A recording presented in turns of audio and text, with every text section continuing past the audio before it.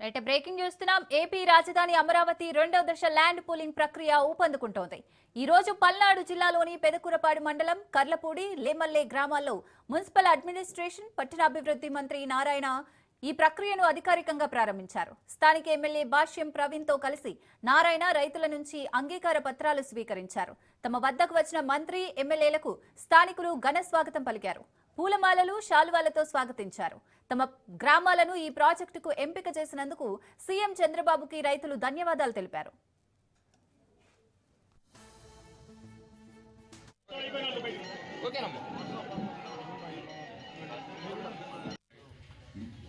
నాగేశ్వరరావు గారు వైకుంఠపురం పేరు గుర్తులేదు, ఏమనుకోవద్దు. శివరామకృష్ణ గారు నమస్తే అండి. సార్ ఒకసారి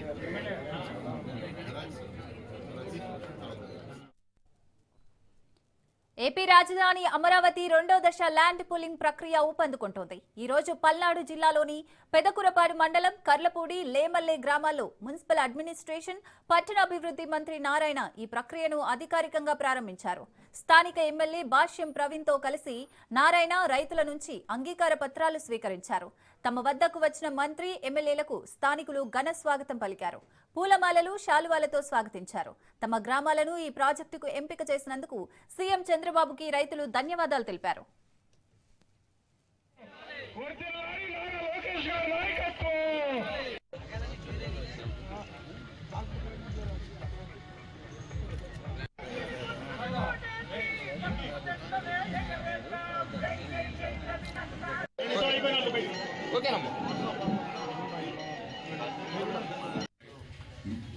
నాగేశ్వరరావు గారు వైకుంఠపురం పేరు గుర్తులేదు, ఏమనుకోవద్దు. శివరామకృష్ణ గారు నమస్తే అండి. సార్ ఒకసారి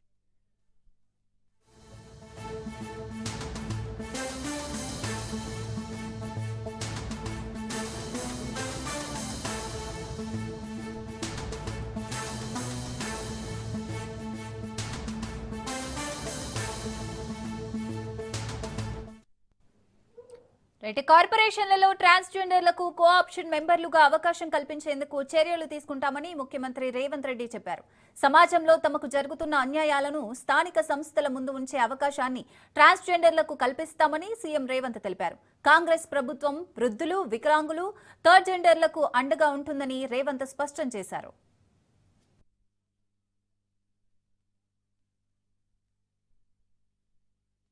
వీళ్ళ పట్ల కూడా సమాజము కొంత వివక్ష చూపించడము, కుటుంబ సభ్యుల యొక్క నిర్లక్ష్యానికి లోనైన వాళ్ళను కూడా ఈ రోజు ట్రాన్స్జెండర్స్ కూడా రాష్ట్ర ప్రభుత్వ ఉద్యోగ అవకాశాలు కల్పించడమే కాకుండా రాష్ట్ర ప్రభుత్వం అందించిన డబుల్ బెడ్రూమ్ ఇండ్లు గాని, ఇందిరమ్మ ఇండ్లు గాని వివిధ శాఖల్లో వాళ్లకు ఉద్యోగ ఉపాధి అవకాశాలు కల్పించి ఈ రోజు హైదరాబాద్ పోలీస్ కమిషనరేట్ పరిధిలో గాని, మున్సిపల్ కమిషనరేట్ పరిధిలో గాని వివిధ శాఖల్లో ఈ రోజు ఉద్యోగ ఉపాధి అవకాశాలు వాళ్ళకు కల్పిస్తున్నాం. నా సహచార మంత్రివర్గ సభ్యులకు నా విజ్ఞప్తి, రాబోయే మున్సిపల్ ఎన్నికల్లో ఎక్కడైతే కార్పొరేషన్స్ ఉన్నాయో ఆ కార్పొరేషన్ లో కోఆప్షన్ కార్పొరేటర్స్ గా మనము నామినేట్ చేసే అవకాశం ఉంది.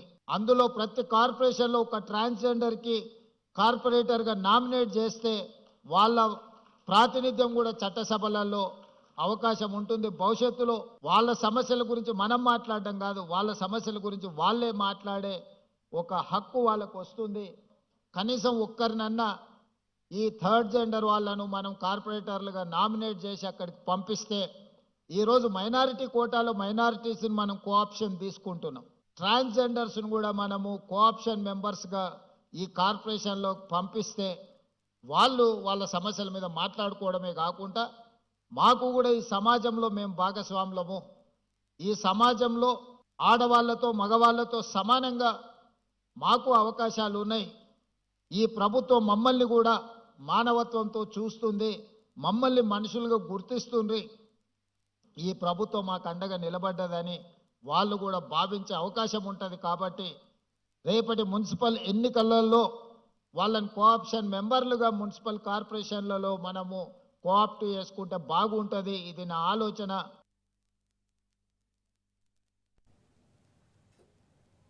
ఎస్ రైట్ నో మాజీ మంత్రి కేటీఆర్ మాట్లాడుతున్నారు, లైవ్ లో చూద్దాం.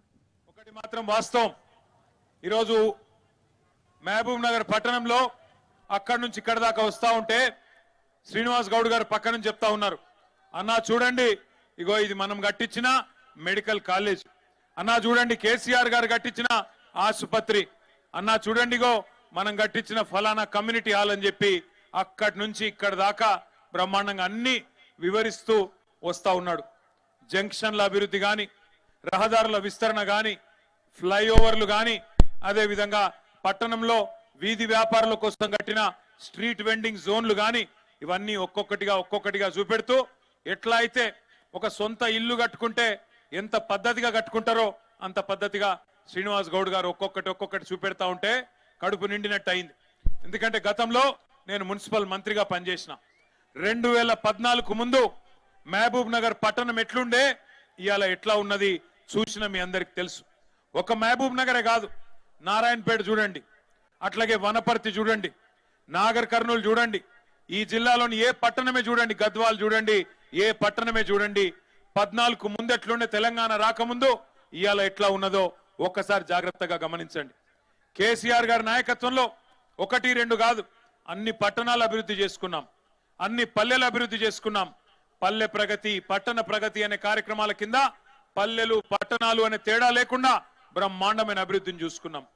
సరే కొద్ది తేడాతో ఓడిపోయినాం, కానీ 2 ఏళ్ళు అయిపోయింది కాంగ్రెస్ ప్రభుత్వం వచ్చి.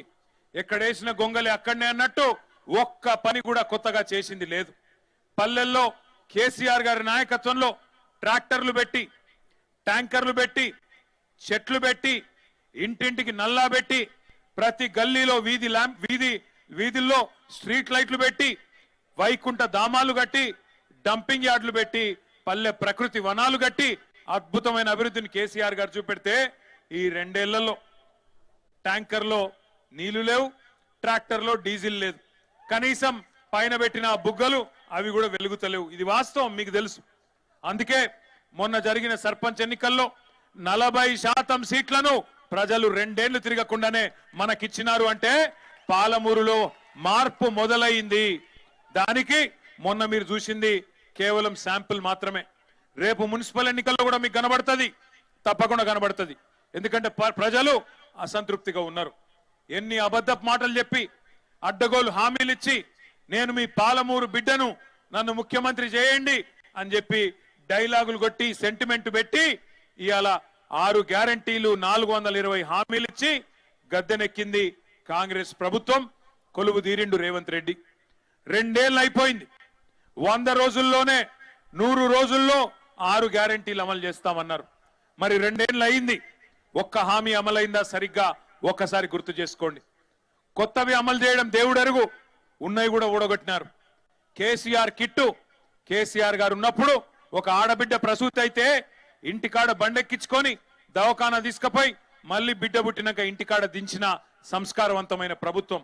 మగ పిల్లగాడు పుడితే 12,000, ఆడపిల్ల పుడితే మహాలక్ష్మి పుట్టిందని చెప్పి 13,000 ఇచ్చిన ప్రభుత్వం.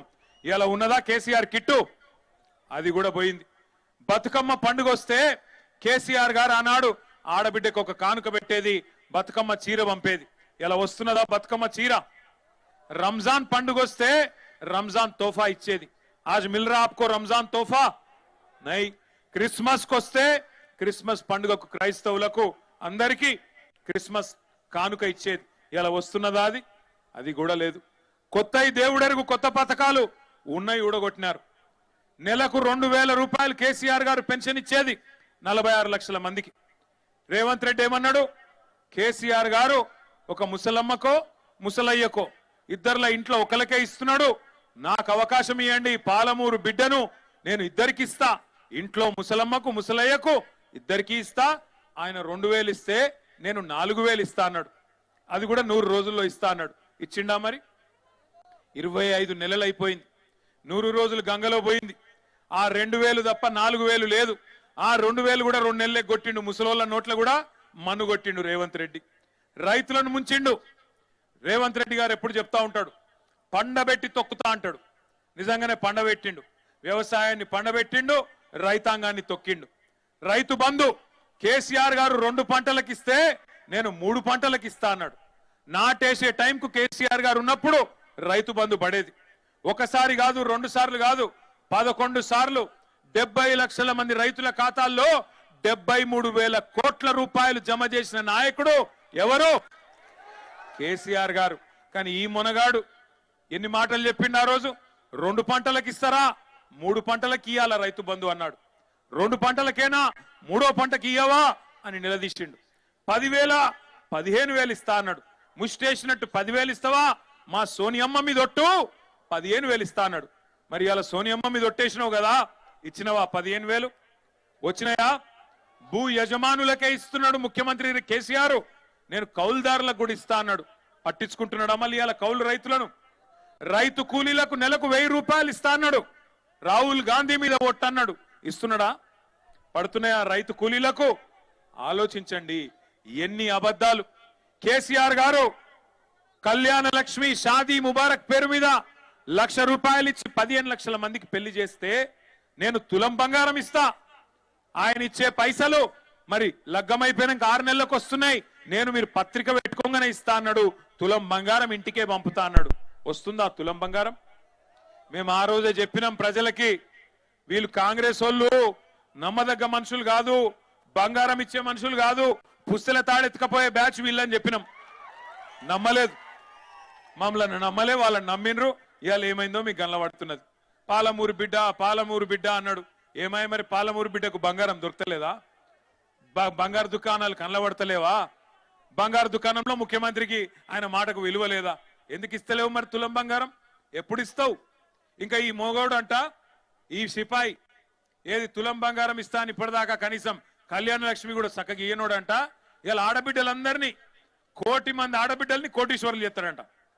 కూట్లే రాయి తీయనోడు ఏట్ల రాయి తీస్తాను బయలుదేరిండంట. 1,00,000 మంది ఆడబిడ్డల్ని కోటీశ్వరులు చేయాలంటే ఎన్ని పైసలు కావాలా, ఎన్ని కోట్లు కావాలా? 1,00,00,000 కోట్లు కావాలా? 1,00,00,000 కోట్లు అంటే మాట్లాడితే కూడా.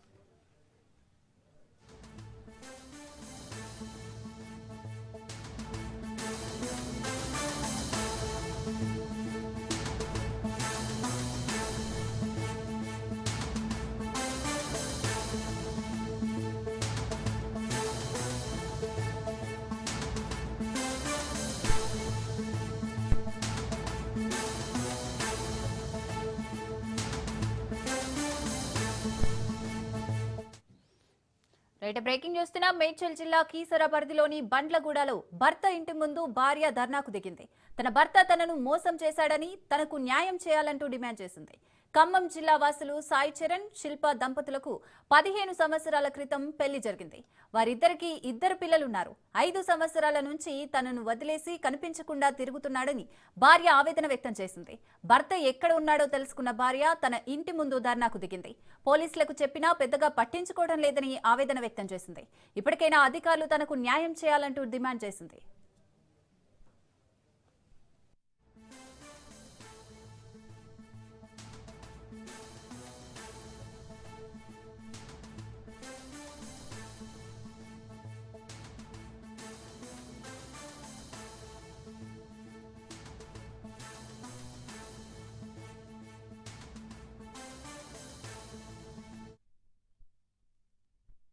సార్ అని పడ్డా సార్. నేనైతే ఆయన పేరు నాకు తెలియదు. ఎట్లా ఏంది సార్ ఇది? నేను ఏం తప్పు చేసిన సార్? నేను ఒక్క మాట ఎక్కువ మాట్లాడలేదు. సీసీ ఫుటేజ్ మొత్తం ఒక్క మాట ఎక్కువ మాట్లాడలేదు. కూర్చున్నా. నా పిల్లల్ని నన్ను ఏం చేద్దాం అనుకుంటున్నావు? నువ్వు చెయ్యి. నేను నీకు కట్నం ఇచ్చి కాళ్ళు కడిగి నా తండ్రి ఇల్లు అమ్ముకొని నీకు పెళ్లి చేసి ఇచ్చిండు. నేను నీకు ఒక్కడికి కట్టుబడి ఉండి 2 పిల్లల్ని కానీ నేను నీకు మమ్మల్ని రోడ్డు మీద 5 సంవత్సరాలు వదిలేసి రైట్ ఎక్కడిది నీకు? సరే, ఈరోజు మీకు మీడియా సాక్షిగా చెప్తున్నా, నాకు ఇక్కడ న్యాయం జరగకపోతే నా సేవ ఎప్పుడు పోతుంది? ఇది అందరికీ, సీతక్కకు కూడా తెలవాలి. ఇది అమ్మ సీతక్క, ఇప్పుడు చెప్తున్నా నేను, నా చావు కారణం నీ సిస్టమే, నీ పోలీస్ సిస్టమే, నీ పోలీసు వాడే అశోక్ అనే కానిస్టేబుల్, బెల్లంకొండ సాయి చరణ్, బెల్లంకొండ లక్ష్మి, బెల్లంకొండ శ్రీనివాస్, బెల్లంకొండ శ్రావణి అక్కడుండి నడిపిస్తున్న ఆడబిడ్డ. నా కట్నంతో ఇల్లు కొనుక్కొని వీళ్ళకి ఇంట్లో ఉంటే నేను నా పిల్లలు బయట ఉండాలా సార్? నేనేం తప్పు చేసిన? నా పిల్లలు నాకు కట్నం ఏం చేసినావు? నా మొగ్గు నాకు నా భర్తకి పిల్లలకి ఫీజు కట్టాలి మామయ్య, ప్లీజ్ మామయ్య అంటే కట్టడు. ఈ పిల్లని నువ్వు నా దగ్గర ఉన్నప్పుడు చూస్తా ఉంటా అంటే వచ్చినా కదా, డోర్ ఎందుకు తీస్తలేవు? ఏం తప్పు చేసింది నా పాప? నేను తప్పు చేసిన, నా కొడుకు తప్పు చేసిండు, తల్లిదండ్రులు తప్పు చేసిండు. 11 నెలల పాప ఏం తప్పు చేసింది? మీ ఇంట్లో లేరా పిల్లలు? ఏం తప్పు చేసినామని మమ్మల్ని ఇట్లా హింసిస్తారు? మీడియా సాక్షిగా నేను ఇదే కోరుకుంటున్నాను. నాకు కనుక ఇప్పుడు న్యాయం జరగకపోతే నా శవం ఈడెన్ హోమ్స్ లోకి వెళ్తుంది. వాళ్ళు ఏమన్నా చేయండి సార్. ఈ పోలీస్ సిస్టమ్ వాళ్ళకే సపోర్ట్, ఈ కోర్టు సిస్టమ్ వాళ్ళకే సపోర్ట్. ప్రతి ఒక్కడికి పైసలు ఇచ్చి కొట్టాడు. నా శవాన్ని కూడా కొనమని కోరుతాను దేవుణ్ణి. మా అమ్మాయి పేరు శిల్ప. 2013లో సాయి చరణ్ అనే అబ్బాయికి ఖమ్మం వాస్తవ్యులు సాయి పెద్దల గురించి మా అందరం పెద్దల సమక్షంలో పెళ్లి కూర్చుకొని 2013లో మా అమ్మాయి వివాహం చేశాము. 20 తులాల బంగారం, 15 లక్షల రూపాయల నగదు ఇచ్చి ఇంకా అదనపు ఖర్చులు కాదు పెట్టుబడులు పెట్టుకుంటూ ఇంచుమించు ఒక 30-35 లక్షల వరకు మొత్తం ముట్ట చెప్పాము. సంవత్సరం వరకు బాగానే ఉన్నారు. సంవత్సరం వరకు సింగపూర్లో జాబ్ చేస్తానని చెప్పారు. సంవత్సరం తర్వాత సింగపూర్ మా అమ్మాయిని తీసుకుపోయిన తెల్లారే సింగపూర్లో అమ్మాయి మెడలో ఉన్న పుస్తెళ్తాడు అమ్ముకున్నాడు. అక్కడి నుంచే ఇక స్టార్ట్ అయింది. మళ్ళీ ఇండియాకి వచ్చిండు. ఇండియా కూడా నేను పైసలు పంపితే ఆ ఛార్జీలతో ఇండియాకి వచ్చిండు. వచ్చిన తర్వాత నుంచి ఆ అబ్బాయికి ఫస్ట్ నుంచి చెడు అలవాట్లు ఉన్నాయి. అమ్మాయిల అలవాట్లు చాలా ఉన్నాయి. తెలిసి కూడా వాళ్ళు మభ్యపెట్టి మాకు వివాహం చేసిండు. 2-3 కోట్ల ఆస్తి అని చెప్పిండు. 2-3 కోట్ల ఆస్తి పెళ్ళైన 3-4 నెలలకి అమ్మేసి వాళ్ళు పైసలు దగ్గర పెట్టుకొని అమ్మాయిని హింసించడం, అమ్మాయిని శారీరకంగా మానసికంగా అన్ని రకాలుగా హింసించడం వల్ల మాకు సగం చెప్పట్లో మేము కూడా పెద్ద అడగలేదు. ఒక 2-3 ఇయర్స్ తర్వాత మాకు మొత్తం వివరాలు తెలిసి వీళ్ళ మా అయ్యంకుని దగ్గర పోయి అడిగితే నెగ్లెక్ట్గా ఏం చేస్తారు, ఆయన మొగోడు తిరుగుతాడు అన్నట్టు మాట్లాడాడు. అయినా మీ పెద్దవాడి సమక్షంలో పోలీస్ స్టేషన్లో కేసు పెట్టినాం. పోలీస్ స్టేషన్లో కేసు పెడితే అక్కడ మాకు తెలియకుండానే ఈయన చేసే కంపెనీలల్లో కోట్లు ఫ్రాడ్ చేసుకుంటూ వాళ్ళకి ఏం చేసినామంటే నేను భార్యకు పిల్లలకు పెట్టినా అని చెప్తే వాళ్ళు మా దగ్గరికి వచ్చి ఇట్లా సాయి చరణ్ అనేటైనా నీ భర్త అయినట్టు కదా, ఇవన్నీ అప్పులు చేసి మీకే పెట్టినట్టు అని చెప్తే మాకు రాకనే తిరగబడతాను. పోలీస్ స్టేషన్ చుట్టూ తిరుగుతున్నామంటే కుషాయిగూడ పోలీస్ స్టేషన్లో పేపర్ రాసేసిండు. ఆ పేపర్ రాసేసిన తెల్లారి నుంచి 3.5 సంవత్సరాల వరకు కూడా వాళ్ళు ఎక్కడ ఉన్నది కూడా తెలియదు. మేము మొత్తం సిటీ మొత్తం గాలించినాం. అమ్మాయి మేము 35 లక్షల దాకా కట్నం ఇచ్చి పెళ్లి చేసినాం. ఆ 35 లక్షలు మా పైసలు మాకు పెట్టడానికి కూడా ఇబ్బంది పడితే పిల్లల గతేం కావాలి, అమ్మాయి గతేం కావాలి. అమ్మాయికి న్యాయం జరగాలి, పిల్లలకి న్యాయం జరగాలి. మేము మీడియా ద్వారా కోరుకునేది ఏంటంటే పోలీస్ స్టేషన్ తిరిగినా న్యాయం జరుగుతలేదు, కోర్టుల బెంచ్ తిరిగినా న్యాయం జరుగుతలేదు. రైట్, ఇక ఇదే ఘటనకు సంబంధించి మరిన్ని డీటెయిల్స్ మా ప్రతినిధి పవన్ అందిస్తారు. పవన్, భర్త అయితే పోలీసులకి ఎన్నిసార్లు ఫిర్యాదు చేసినా కూడా పట్టించుకోవట్లేదు అని చెప్తున్నారు భార్య. మరి ఇప్పటికైనా స్టిల్ పోలీసులు భర్తతో కాంటాక్ట్ అయ్యారంటారా లేదంటారా?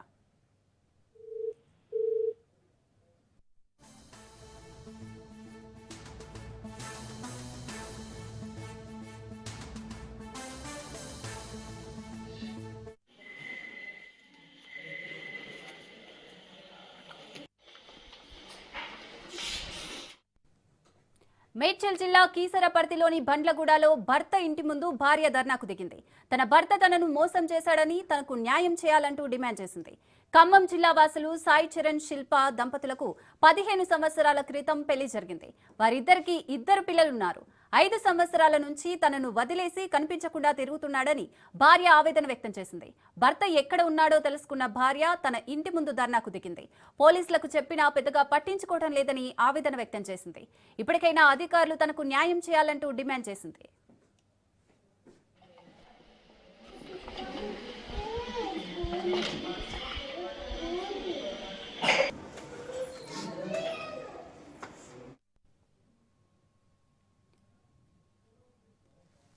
రైట్, ఇక ఇదే అంశానికి సంబంధించి మరిన్ని డీటెయిల్స్ మా ప్రతినిధి పవన్ అందిస్తారు. పవన్, భార్య పోలీసులకు చెప్పినా కూడా పట్టించుకోవట్లేదు అనేది ఆవేదన వ్యక్తం చేస్తుంది. మరి ఇప్పటికైనా పోలీసులు భర్తతో మాట్లాడి కాంటాక్ట్ అయ్యే పరిస్థితి ఏమన్నా ఉందంటారా? ఇప్పటి వరకు కాంటాక్ట్ అయ్యారా లేదా? అయితే భర్త కోసం అత్తింటి వద్ద శిల్ప అనే తన 2 పిల్లలతో కూడా ఆందోళన చేస్తుంది. అయితే భర్త సాయి చరణ్ గత కొన్ని రోజుల నుంచి కూడా తాను అదృశ్యమని చెప్పి కూడా పిల్లలతో పాటు భార్య పోలీసులకు కూడా ఫిర్యాదు చేసింది. అయితే ఈ రోజు భర్త సంబంధించిన విషయం తెలుసుకొని సాయి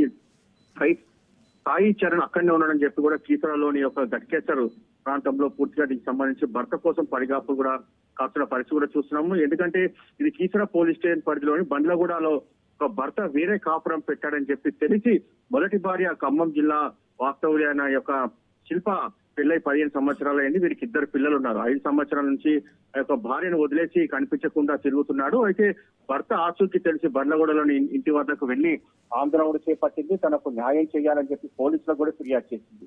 కానీ పోలీసులు కూడా తమను పట్టించుకోవట్లేదని చెప్పి కూడా ప్రధానంగా ఇందులో దీనికి సంబంధించి ఆందోళన కూడా చేస్తుంది. పోలీసులు తనకు న్యాయం చేయట్లేదనేది మాత్రం ప్రధానంగా భార్య శిల్ప గత కొన్ని రోజుల నుంచి కూడా ఆందోళన వ్యక్తం చేస్తుంది. తనకు న్యాయం చేసేంత వరకు కూడా ఇక్కడి నుంచి వెళ్ళను అనేది మాత్రం ప్రధానంగా ఇటు శిల్ప కూడా చెప్తున్న పరిస్థితి కనిపిస్తుంది. మరోవైపు చూస్తే మాత్రము పోలీసులు కావచ్చు, కోర్టులు కావచ్చు తనకు న్యాయం చేయట్లేదు అనేది మాత్రము ఆమె బాధితురాలు కొన్ని రోజుల నుంచి కూడా ఇలానే ఆమె మొరపట్టుకున్న పరిస్థితి కూడా చూస్తున్నాము. అయితే ఈ నేపథ్యంలో మాత్రం తనకు న్యాయం చేయాలని చెప్పి కూడా 2 పిల్లలతో యొక్క భర్త ఇంటి వద్దనే ఆందోళన చేస్తున్న పరిస్థితి చూస్తాము. మొత్తానికి ఈ కేసుకు సంబంధించి అటు శిల్ప బాధితురాలకు న్యాయం చేస్తామని చెప్పి మరోవైపు పోలీసులు చెప్తున్న పరిస్థితి కూడా కనిపిస్తుంది. మొత్తానికి ఓవరాల్ గా చూస్తే మాత్రము ఒక భర్త కనిపించకుండా పోవడంతో పూర్తిగా 5 సంవత్సరాల నుంచి కూడా ఆమె అతని ఆచూకీ కోసము వెతికినా చూస్తే ఆమె ఆచూకీ దొరకలేదు. అయితే అతను వేరే కాపురం పెట్టాడని చెప్పి కూడా తెలియడంతోనే తను వచ్చి ఇలా ఆందోళన చేస్తున్నాను, తనకు న్యాయం చేయాలని చెప్పి కూడా బాధితురాలు పోలీసులు కూడా వేడుకుంటుంది. Right, thank you Pawan.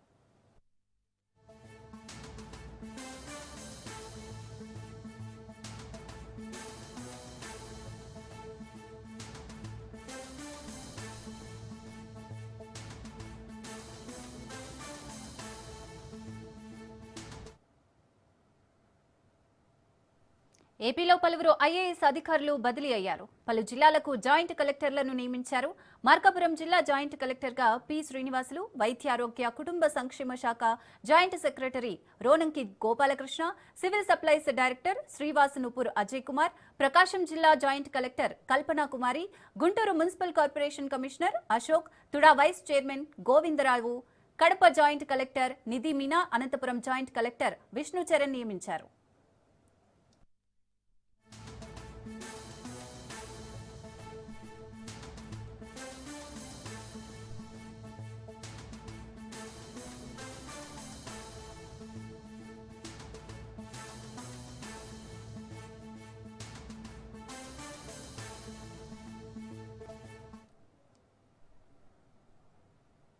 Kamareddy జిల్లా కేంద్రంలో మున్సిపల్ ఆఫీస్ వద్ద ఉద్రిక్తత చోటు చేసుకుంది. మున్సిపల్ కార్యాలయాన్ని బీజేపీ శ్రేణులు ముట్టడించారు. ఓటరు జాబితాలో దొంగ ఓట్లను తీసివేయాలని డిమాండ్ చేస్తూ ముట్టడించారు. మున్సిపల్ ముట్టడితో మున్సిపల్ కార్యాలయం వద్ద టెన్షన్ వాతావరణం నెలకొంది. ఆందోళన చేస్తున్న బీజేపీ కార్యకర్తలను పోలీసులు అరెస్ట్ చేస్తున్నారు.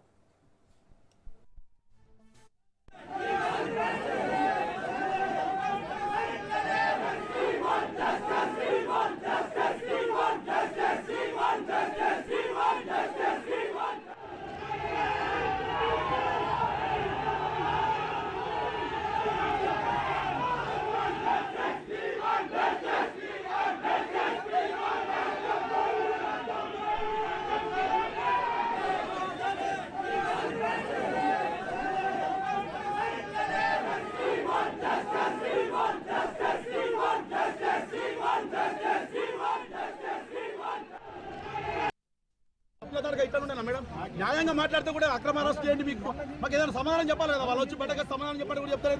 అనవసరంగా అరెస్ట్ చేస్తున్నారు. మేము మమ్మల్ని నిజంగా పోలీసులు కూడా వాళ్ళకి గవర్నమెంట్ సపోర్ట్ చేస్తున్నారు.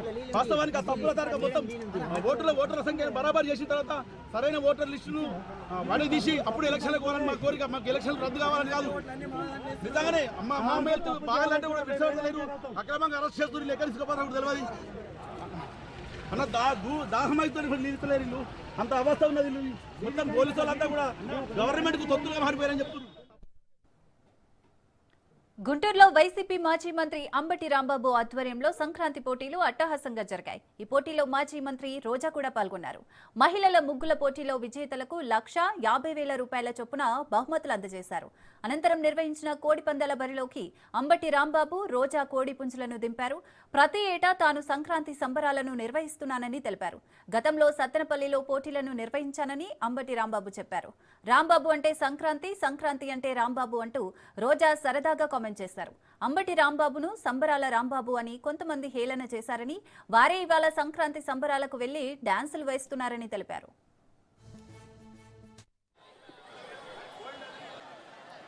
మీడియా పీపుల్ ఫోటోలు తీసుకున్నారా? ఆ గ్యాలరీ నుంచి బయటకు వచ్చేయండి. ఎవరు బాడిమా గారిని లోపలికి రావాలి. అన్నామోతిని శ్యామ్ కుమార్ గారు.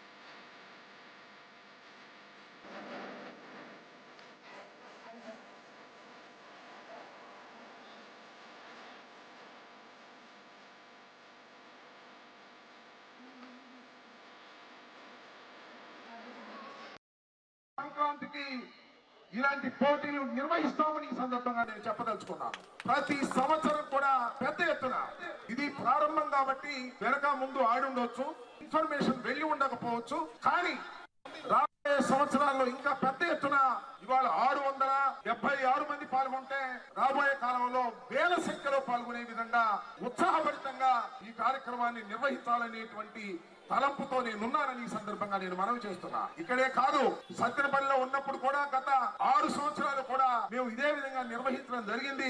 ఈ నిర్వహించడంలో గత లాస్ట్ ఇయర్ 14,900 మంది ఈ ముగ్గులు పోటీల్లో పాల్గొన్నారు. మొదటి సంవత్సరం 2,900 పాల్గొంటే రాను రాను పెరుగుతూ వచ్చారు. దీని ప్రధాన ఉద్దేశం ఏంటంటే గ్రామీణ ప్రాంతాల్లో మన ముగ్గులు ఆదరణ రోజు రోజుకి తగ్గిపోతా ఉన్నది. సాంప్రదాయాలు మరుగున పడతా ఉన్నాయి.